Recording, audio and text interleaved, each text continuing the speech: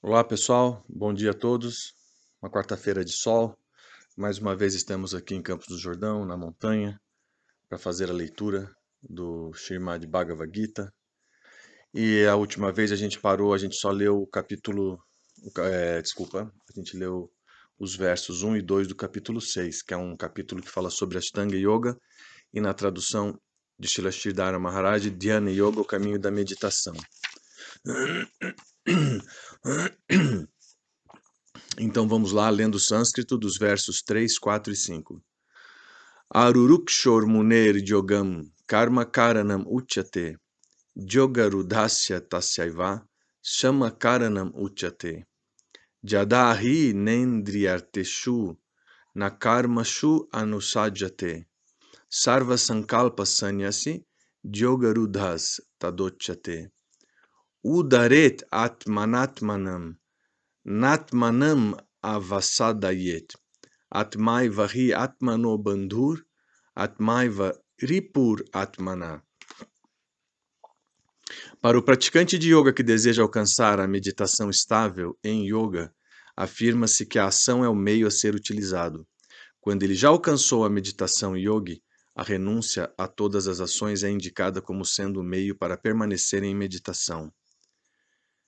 Verso 4. Quando o praticante de yoga não está apegado aos objetos dos sentidos, nenhuma ação em busca de seus frutos, e renuncia a todos os pensamentos de desfrute, disse que ele alcançou o yoga. A pessoa deve elevar-se por meio da mente e não degradar-se por meio dela, pois algumas vezes a mente é amiga da entidade viva e em outras situações a mente é sua inimiga. Então esse verso é importante, o verso 5, que independente de que tipo de yoga você pratica, porque Krishna dá várias maneiras de você progredir espiritualmente, né? Mas um fator tem um fator que pertence a todas as classes de buscadores da verdade, que é o fator mente. A mente, ela nos degrada nessa matéria, ela nos joga em regiões obscuras e infernais de sofrimento, e ela pode também nos elevar. A mente é a grande conquista dessa vida e de todas as nossas vidas. O processo de autorrealização, ele tem que passar por esse estágio, não tem como evitar.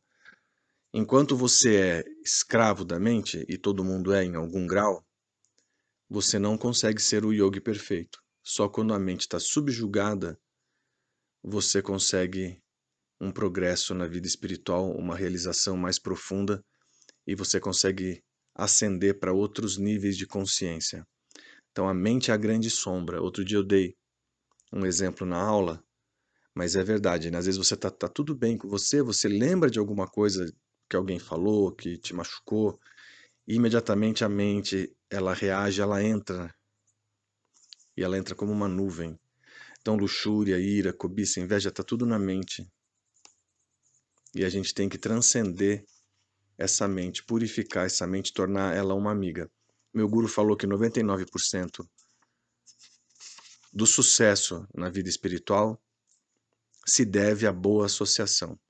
Então devemos estar bem associados com pessoas de progresso, pessoas que se esforçam para o progresso, pessoas mais elevadas que a gente. Se você tem a fortuna de se associar com alguém que é mais avançado que você, então você pode progredir facilmente no caminho da espiritualidade. Agora, se você ficar andando com pessoas comuns ou até com pessoas degradadas, aí naturalmente a sua mente ela vai puxar aquela tendência. A mente, ela mais ou menos puxa do ambiente as influências do ambiente. Então, se você está num ambiente saudável espiritualmente, com pessoas de progresso, pessoas amáveis, pessoas de caráter, devotos de Deus, nas suas mais diversas vertentes, então a sua mente se eleva. É natural que a mente se eleve por boa associação. Agora, se você, dependendo de onde você estiver, você pode se degradar. Então aqui, o segredo para conquistar a mente é ocupar a mente em atividades virtuosas. Nunca deixar que a mente se degrade. colocar um freio nessa mente. Agora, se você ficar cultivando, meu guru também, meu mestre espiritual falou isso para mim, se você ficar cultivando o desejo na mente, aquela cosquinha, aquela coceirinha que dá na mente, você fica cultivando aquele desejo, regando, colocando um pouquinho mais de combustível para ele, uma hora ele vai ter que se manifestar no plano grosseiro. Então, quando você vê o perigo na sua frente, algo que vai ser uma paixão de desgraça, que vai te deixar numa situação ruim, você recolhe a mente e vai para dentro, como Krishna dá o exemplo da tartaruga que se recolhe na sua casca. Então, Krishna deu a dica. Muitas vezes a mente, o coração vai ficar ali queimando porque o desejo não foi satisfeito, mas depois passa. Você tem que ser tolerante. Agora, se você ficar cultivando, cultivando e se aproximar do fogo de qualquer paixão ilícita, qualquer coisa que vai te derrubar, então vai te derrubar, não tem jeito. Então o segredo é não regar a coceirinha, né? Não regar aquele desejo que surge ali como inocente e depois vira um monstro. E depois que ele vira um monstro, não se controla mais. Então vamos para os versos 6, 7 e 8. Bandhur atman, desculpa, de novo. Bandhur atmatmanas tasya jenaivatmanatma jita jitatmana prashantasya param atma samahita shitosna sukha dukeshu tata manapamanayo Gyana Vigyana Triptamatma. Eu tô meio ruim hoje, hein? Vamos de novo. Gyana Vigyana Triptatma Kutasto Viditendriya Jukta iti uchate yogi Samalostrasma Kanchana. Para quem a conquistou, a mente é uma amiga. Para quem é incapaz de controlá-la, a mente trabalha a seu desserviço como uma inimiga. O yogi que conquistou a mente permanece profundamente absorto em transe yogi, pacífico e imperturbável diante do frio ou do calor, da felicidade ou da infelicidade, da honra e da desonra. Aquele que está sempre satisfeito internamente, tanto pelo conhecimento como pela realização, que está sempre fixo em sua natureza espiritual, que controla os sentidos e possui uma visão equânime diante de um torrão de terra, uma pedra ou ouro, é dito que atingiu o yoga. Então, para aquele que alcançou o yoga, as dualidades do mundo se tornam insignificantes. Honra, desonra, felicidade, infelicidade. Ou seja, yoga é uma palavra de uma outra cultura, da cultura dos Vedas, é uma palavra sânscrita, mas traduzindo para uma linguagem mais judaico-cristã, para a gente poder entender, aquele que atingiu a comunhão com Deus constante. Chega um momento que o fluxo divino ele passa a habitar seu coração de forma constante, quando os elementos indesejáveis saem, os anartas. Então o yogi ele pode desfrutar de uma bem-aventurança incomparável. E nesse momento, o que ele adquiriu é tão fascinante que ele entende que ouro e torrão de terra não tem diferença. Ele vê as coisas desse mundo como, né, não, assim, ele não tem apego, ele não tem nenhuma ambição com as coisas da matéria. Mas por quê? Não é que ele está renunciando de forma repressiva, porque muitos espiritualistas reprimem. A repressão ela não te leva a um lugar muito, né, agradável. Alguma repressão existe na vida de todo mundo. Nós seguimos leis e a lei ela reprime algumas das nossas tendências, o que não é ruim. Mas o que nós estamos querendo é a liberdade e não a repressão. A liberdade. Você pode pôr uma pessoa na cadeia, uma pessoa que é um estuprador, um maníaco sexual, e ele não consegue controlar esse impulso, né? Um serial killer. Ele não consegue controlar esse impulso, aí você joga ele na cadeia. Beleza, ele não vai fazer nada de errado com ninguém, porque ele está preso numa cela solitária. Agora, o ideal para a sociedade é que esse ser seja curado, que ele esteja livre. Da mesma maneira, o ideal para nós é estarmos curados da atração pela matéria.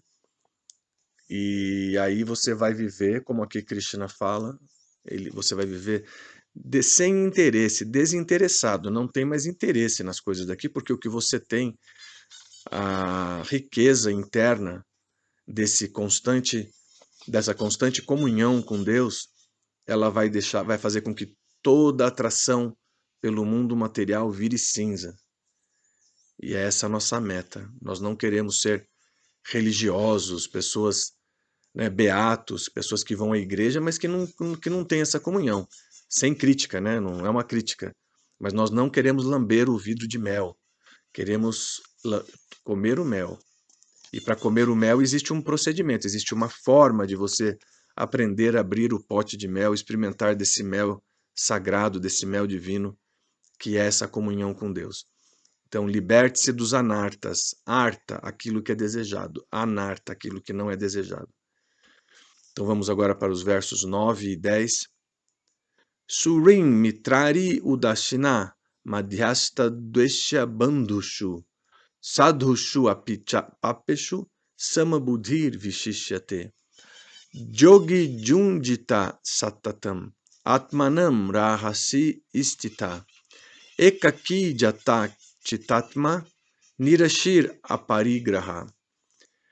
Tal eminente yogi tem uma visão equânime diante de um bem-querente, um amigo, um inimigo, uma pessoa indiferente, um mediador, uma pessoa abominável, um parente, um santo e um pecador.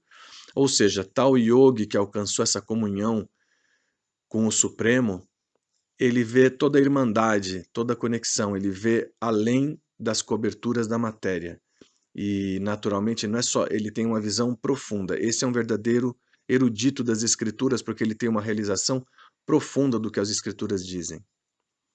O yogi deve concentrar constantemente sua mente, permanecendo sozinho em um local solitário, com mente e corpo controlados, livre de desejo e aquisição. Como eu falei, esse capítulo 6 ele é o caminho da meditação dos yogis que se retiravam para lugares mais solitários e praticavam essa meditação em Deus. Não é o caminho que eu sigo, apesar de eu fazer meditação também, mas eu medito no Mahamantra, eu medito em mantras, e eu tento ocupar os meus sentidos a serviço de Deus. Que é Bhakti Yoga, é isso, você ocupa os sentidos a serviço de Deus. Depois eu explico melhor. Agora versos 11, 12, 13 e 14. Sucho deshe pratishtapya stiram asanam atmana nati uchiritam nati nicham chelajina kushotaram tatraikagram manakritva jata chitendriya kriya upavishyane junjad jogam atma vishudaye samam kaya shiro grivam darayam achalam stira sampreksha nashikagram swam dishaschaнаvalokayam prashantatma vigatabhir brahmachari vratestita mana samyamya machito jukta ashita matpara.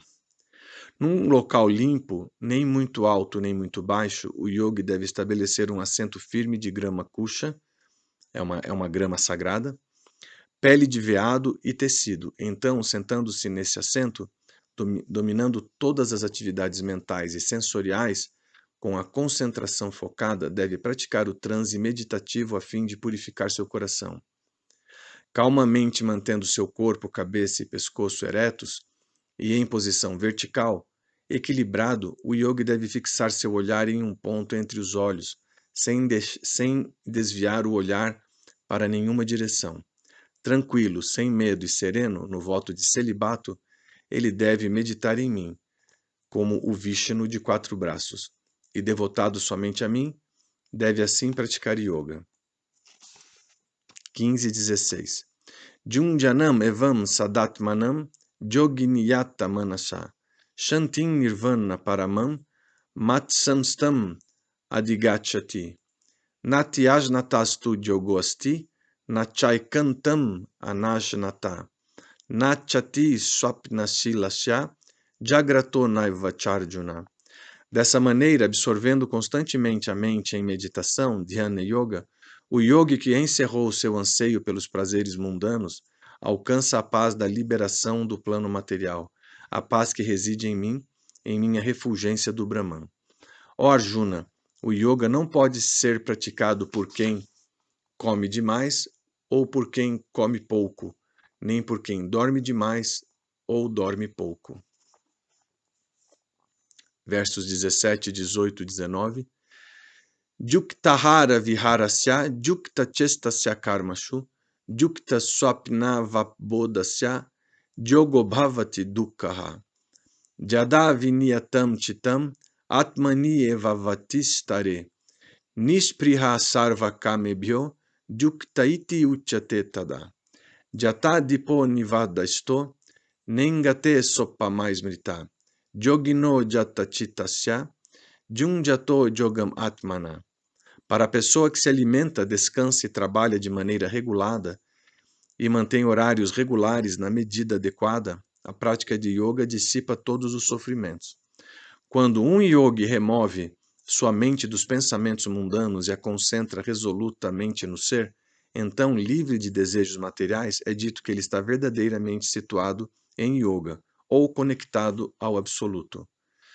É dito que, assim como a chama de uma lamparina situada num local sem vento não se agita, do mesmo modo a mente de um yogi absorto no ser nunca oscila em sua concentração.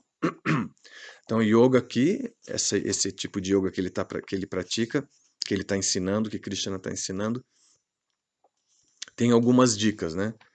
É fomentado vida de brahmachari, não é fomentado a indulgência mesmo para os casais, aqueles que querem ser yogis e que querem progredir, você tenta controlar a sua atividade sexual, também é dito nas escrituras, né? Você não é porque é casado que você... Por que isso, né? As pessoas às vezes falam assim, mas é tão bom, é isso, aquilo. Mas o ponto é apego, né? Você não se liberta do apego indulgindo na atividade que te causa apego. Então, gradualmente, você vai se libertando e regulando, né? Uma pessoa regulada, principalmente a que fala controlando a compulsividade. O que é ser regulado? Não ser compulsivo em nada, nem no comer, nem no dormir, nem na vida de gratificação dos sentidos em nenhuma forma. É uma regulada, uma pessoa que ela regula a vida dela, né? A gente tenta regular, acordar num horário bom para praticar nossas orações, nossa meditação, geralmente antes do sol nascer, para aqueles que têm possibilidade, mas tem muita gente que trabalha, volta muito cansado, não consegue, mas aí faz o melhor que dá. Então ele fala que a pessoa que come, que se alimenta, que se descansa e trabalha de maneira regulada, regular os horários, fazer a sua prática espiritual de forma regulada. Isso ajuda na prática espiritual, ajuda na realização de níveis mais elevados de consciência. Quem come muito, quem come pouco, quem dorme muito, quem dorme pouco, não consegue praticar yoga. E yoga no sentido mais amplo, né? Não só esse yoga que a gente conhece das escolas. Conectar-se com o Senhor Supremo, conectar-se com Deus, isso é yoga. Então tem várias formas de yoga, aqui Krishna no capítulo 6 ele está dando uma forma, a gente está tentando mais ou menos falar, eu não conheço muito essa forma, mas ele está explicando aqui como é possível praticar yoga. E aquele que é um yogi, que é regulado, ele mantém a sua vida estável, a sua conexão com o Supremo estável, porque ele está sempre absorto. Para isso tem que ser regulado. Então, nós paramos aqui no capítulo, no verso 20 e 23 do capítulo 6. Nós lemos os últimos versos, foi 17, 18 e 19. Vamos parar por aqui, já deu quase os 20 minutos da quarta-feira. Eu peço perdão por não saber discorrer muito sobre esse capítulo, mas na próxima aula o que eu vou fazer é o seguinte, eu vou pegar o livro de Srila Vishwanatha Chakravarti Thakur, que explica com mais detalhe, e aí eu posso discorrer sobre o capítulo 6, lendo o significado de Srila Vishwanatha Chakravarti Thakur. Então, um bom dia a todos, espero que tenha sido útil. E quem quiser fazer pergunta, vocês têm meu telefone aí, têm acesso ao meu telefone, ao meu WhatsApp pessoal. Escrevam para mim se tiver alguma dúvida. Então, até a próxima quarta-feira. Um bom dia a todos. Fiquem com Deus. Hare Krishna.